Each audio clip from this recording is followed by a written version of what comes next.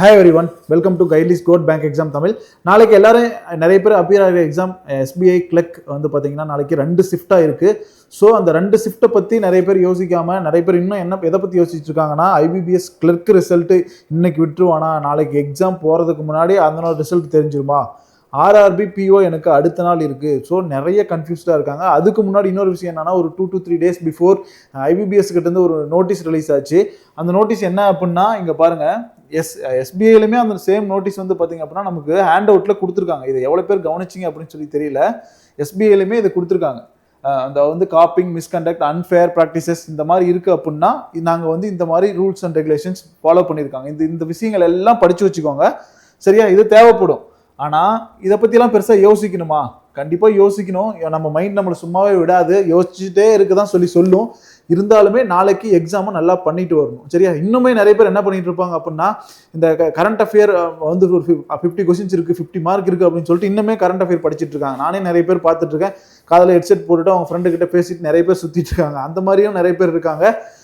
அது எந்த அளவுக்கு நாளைக்கு எக்ஸாம்ல ஒர்க் அவுட் ஆகும் அப்படின்னு சொல்லிட்டு நாளைக்கு எக்ஸாம் முடிஞ்சாதான் அவங்களுக்கு தெரியும். அதுக்கப்புறம் அதை வந்து அவங்க கரெக்டா ராங்க அப்படின்னு சொல்லிட்டு அவங்க கரெக்டான ஒரு முடிவு எடுக்கணும். அதே மாதிரி தான் நீங்களுமே இவ்வளோ நாள் டைம் இருந்தது எக்ஸாமுக்கு, இதுக்கு மேலே இன்னும் ஒரு என்ன சொல்றது, நாளைக்கு ஒரு ஃபர்ஸ்ட் ஷிஃப்ட் ஸ்டார்ட் ஆகிறதுக்கு இன்னும் 24 hours கூட இல்லை. இப்பவுமே நான் கரண்ட் அஃபேர் தான் படிச்சுட்டு இருக்கேன் அப்படின்றது ஒரு ஃபேரான ஒரு விஷயமானு கேட்டால் கண்டிப்பாக கிடையாது.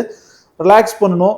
மொபைல் அதெல்லாம் வந்து பார்த்தீங்கன்னா கொஞ்சம் தனியாக ஒதுக்கி வைக்கணும். நாளைக்கு ஏன் அப்படின்னா எக்ஸாம் ஹால்லேயே ஒரு 3 hours மேலே வந்து பார்த்தீங்க அப்படின்னா டிஸ்பிளே பார்த்துட்டு இருக்க போகிறோம். அதுக்கு முன்னாடி ஃபோனை பார்க்கணுமா அப்படின்னு சொல்லி யோசிங்க.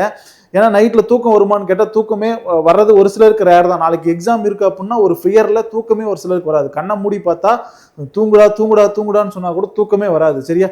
அது இல்லாமல் வேற ஒரு எக்ஸாம் ஆளுக்கு போட்டாங்க, அதாவது சென்டர் வந்து இங்கே கிடையாது. சரியா? அதாவது நமக்கு நியர்பை இல்லை, ரொம்ப தூரமாக போட்டாங்க, டிராவல் பண்ணி தான் போகணும். நான் வந்து தனியாக ரூம் எடுத்திருக்கேன் அப்படின்னும் போது அது வந்து ஒரு பஸ் ஸ்டாண்ட் பக்கத்தில் எடுத்துருக்கலாம். சரியா? ரொம்ப க்ரௌட் அதிகமாக இருக்கிற பக்கத்தில் எடுத்துருக்கலாம். அந்த சவுண்டுனாலுமே வந்து பார்த்தீங்கன்னா நமக்கு டிஸ்டர்ப் ஆகும், தூக்கம் அப்படிங்கிறது வராது. ஸோ இதெல்லாம் கடந்து தான் எக்ஸாம் நல்லபடியாக எழுதிட்டு வரணும். இதில் வந்து பார்த்தீங்கன்னா நிறைய ஆஸ்பிரன்ஸ் இருப்பாங்க, ரொம்ப நல்லா பண்ணுறவங்க இருப்பாங்க, கொஞ்சம் ஆவரேஜாக பண்ணுறவங்க இருப்பாங்க. இப்போ தான் ஃபர்ஸ்ட் டைம் நான் மெயின்ஸ் எழுத போகிறோம் அப்படிங்கிற கேட்டகரி இருப்பாங்க. இந்த 3 கேட்டகரியுமே மெயின்ஸ் கிளியர் பண்ணும். சரியா? ஏன் அப்படின்னா அதுதான் எப்பயுமே நடக்கிறது. ஏன்னா எந்த ஒரு ஃபியருமே இல்லாமல் நான் ஃபர்ஸ்ட் டைம் எழுத போகிறேன் அப்படின்ற பிகினருமே ஒரு சிலர் கிளியர் பண்ணிடுவாங்க. ஏன்னா எந்த ஃபியருமே இல்லாமல் இருந்திருக்கும். ஆனால் கரெக்டான ஏதோ ஒரு ஸ்ட்ராட்டஜி ஃபாலோ பண்ணியிருப்பாங்க, கரெக்டாக ஒரு மார்க் எடுத்திருப்பாங்க, கரெக்டாக ரெஸ்ட் எடுத்திருப்பாங்க.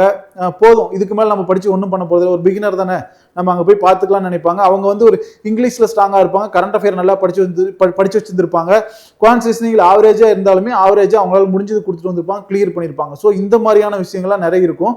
ஸோ இது எல்லாமே நீங்கள் புரிஞ்சுக்கிட்டு அப்கமிங் எக்ஸாம்ஸ்லையாவது இதை கரெக்டாக பண்ணணும். சரியா? இந்த எக்ஸாம் வந்து பார்த்தீங்க அப்படின்னா நமக்கு இது மட்டும்தான் அப்படின்னு பெருசாக ப்ரெஷர் ஏற்றிக்காம நீங்களும் அந்த பாயிண்ட் ஆஃப் வியூல இப்போ எக்ஸாம் பண்ணிட்டு வந்து பாருங்க, கொஞ்சம் ரிசல்ட் நல்லாவே கிடைக்கும். சரியா? அதை கண்டிப்பா பண்ணுங்க.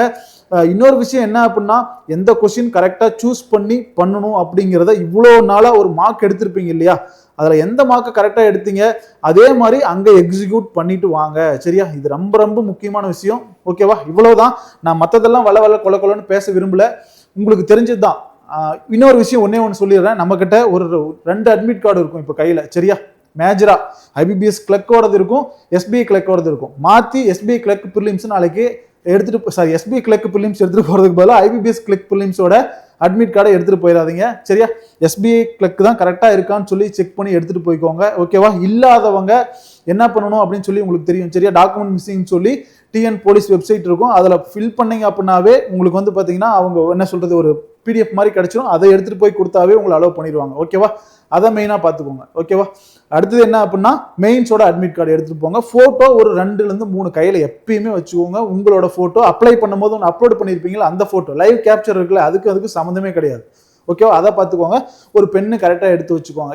இது மட்டும் இருந்தாவே எக்ஸாம் நல்லா எழுதிடலாம். அதே மாதிரி ஒரிஜினல் ஐடி ப்ரூஃப், அதனால ஐடி ப்ரூஃபோட ஜெராக்ஸ், அந்த ஒரிஜினல் ஐடி ப்ரூஃப்ல இருக்கிற மாதிரி நேம் எல்லாம் அங்கே கரெக்டாக இருக்கணும்.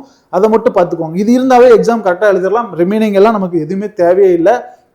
இதோட கரெக்டாக எக்ஸாம் சென்டர் போயிருங்க. அப்பப்போ மழை பெய்யுது, அந்த மழையும் பார்த்துக்கோங்க. பைக்கில் ட்ராவல் பண்ணுறீங்க அப்படின்னா ஒரு 1/2 மணி நேரத்துக்கு முன்னாடி எக்ஸாம் சென்டர் போகிறான்னு நினச்சிங்கன்னா திடீர்னு மழையை பிடிச்சிக்கிச்சு அப்படின்னா அந்த 1/2 மணி நேரத்தில் போய் ரீச் ஆக முடியல அப்படின்னா என்ன ஆகும் அப்படின்னா எக்ஸாமே எழுத முடியாமல் போயிடும். ஓகேவா? அதனால ஒரு 1 hour பிஃபோராக பிளான் பண்ணிக்கோங்க இந்த மாதிரி பிளான் பண்ணுறவங்களாம். சரியா? இப்போ ஆஃப்டர்நூன் சென்டர் இருக்கிறவங்கலாம் ரொம்ப கொஞ்சம் முன்னாடியும் போகாமல் ரொம்ப என்ன லேட்டாகவும் போகாமல் கரெக்டான டைமுக்கு என்ன சொல்கிறது எக்ஸாம் வந்து பார்த்தீங்கன்னா ரிப்போர்ட்டிங் டைம் உங்களுக்கு ஒரு 1:30 கொடுத்துருக்காங்க அப்படின்னா நீங்கள் 12:30க்கு சென்டர் இருக்கிற மாதிரி போயிருங்க. 12:30க்கு சென்டர் இருக்கிற மாதிரி போனால் கூட நமக்கு ஏதாவது ஒன்று என்ன சொல்கிறது ஒரு மைண்ட் அப்செட்டாக இருக்குன்னா ஒரு டீ ஏதாவது பக்கத்தில் இருக்கா குடிக்கலாம். வேற ஏதாவது ஒரு அப்செட்டா இருக்கு ஒரு ரெஸ்ட் ரூம் யூஸ் பண்ணா கூட பிஃபோரா போய் யூஸ் பண்ணிட்டு வந்துடலாம். லைன்ல நிக்க தேவையில்ல, அதுக்கு போகணும் இதுக்கு போகணும் அப்படின்னு சொல்லிட்டு யோசிக்க முடியாத ஒரு சுச்சுவேஷனுக்கு தள்ளப்பட வேணாம். ஓகேவா? அதை மட்டும் பார்த்துக்கோங்க. எக்ஸாம் நல்லபடியாக முடிச்சுட்டு வாங்க. 2 ஷிஃப்டோட அனாலிசிஸோட நாங்கள் வெயிட் பண்ணிட்டு இருக்கோம். 2 ஷிஃப்டோட அனாலிசிஸ் நம்ம உங்களுக்கு கண்டிப்பாக கிளியர் கட்டாக கொடுப்போம், எந்த மாதிரி அட்டன் பண்ணிருக்கலாம் அப்படின்னு சொல்லிட்டு. அப்கமிங்ல ஆர்ஆர்பிக்கு வந்து ப்ராக்டிஸ் பண்ணுங்க. ஒரு சின்னதா ஒரு மார்க், ஒரே ஒரு மார்க் எடுங்க. கண்டிப்பா ரிப்பீட்டடா இருந்தீங்கன்னா உங்களுக்கு ஒரு மார்க் எடுத்தா எனஃபா இருக்கும் கண்டிப்பா நினைக்கிறேன். பிகினரா இருந்தாலுமே பெருசா ஃபேர் ஆக வேணாம். ஆர்ஆர்பி பொறுத்த வரைக்கும் தமிழ்நாட்டுக்கு கட் ஆஃப் கம்மியாக தான் வருது. அக்யூரஸியா போட்டு வந்தீங்கன்னா உங்களுக்கு மார்க்குமே சேர்த்து கொடுக்குறாங்க. சரியா? ஆல் ஓவர் இந்தியாவில் எவ்வளவு ஷிஃப்ட் இருக்கு அப்படின்னு சொல்லிட்டு உங்களுக்கு எல்லாருக்குமே தெரிஞ்சிருக்கும். தெரியல அப்படின்னா நாளைக்கு ஆர்ஆர்பி ரிலேட்டடா ஒரு வீடியோ போடும்போது நான் கண்டிப்பா சொல்றேன். சரியா? அதனால எக்ஸாம் நல்லா பண்ணிட்டு வாங்க. அது மட்டும்தான் உங்க மைண்ட்ல இருக்கணும். மற்றது எதையுமே என்னது மைண்ட்ல எடுத்துக்காதீங்க, தள்ளி வச்சுக்கோங்க. எனக்கு ரிசல்ட் பார்க்க பயமா இருக்கு அப்படின்னா பார்க்காத, தயவு செஞ்சு பார்க்காத. ஓகே, கட் ஆஃப் கம்மியாக தான் இருக்கு அப்படின்னாலுமே பார்க்காத. எக்ஸாம் முடிச்சுட்டு வந்து பாருங்க. சரியா? உங்க மைண்ட் என்ன சொன்னாலும் பாருன்னு சொன்னாலும் பார்க்க வேணாம், அதை மட்டும் பார்த்துக்கோங்க. ஓகேவா? எஸ் கைஸ், எக்ஸாம் நல்லா பண்ணிட்டு வாங்க. All the best all.